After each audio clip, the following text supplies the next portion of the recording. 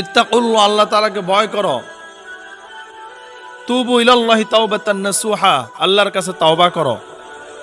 আল্লাহর কাছে যদি তাওবার মতো তাওবা করতে পারো, ইস্তাগফিরুল্লাহ ইন্নাল্লাহা কানা গফুরুর রহিমা, আল্লাহ তাআলার কাছে যদি তুমি তাওবা করতে পারো, ক্ষমা চাইতে পারো, আল্লাহ তাআলা বলেন ইস্তাগফিরুল্লাহ, যে ব্যক্তি আমি আল্লাহর কাছে ক্ষমা চায়, ইস্তেগফার করে, ইন্নাল্লাহা কানা গফুরুর রহিমা, আমি তাকে ক্ষমা করে দিই এবং কি তাকে রহমত দিয়ে ভরপুর করে দিই।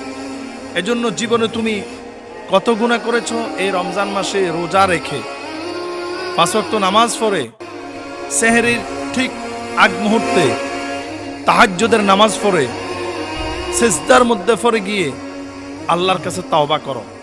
যদি তাওবার মতো তাওবা করতে পারো, ক্ষমা চাওয়ার মতো যদি চেয়ে নিতে পারো, আল্লাহ সুবহানাহু ওয়া তাআলা তোমাকে ক্ষমা করে দিবেন।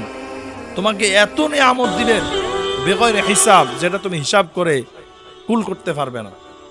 এই জন্য কত গুনাহ করেছো, আল্লাহর কাছে ক্ষমা চাও, আল্লাহর কাছে ইস্তেগফার করো।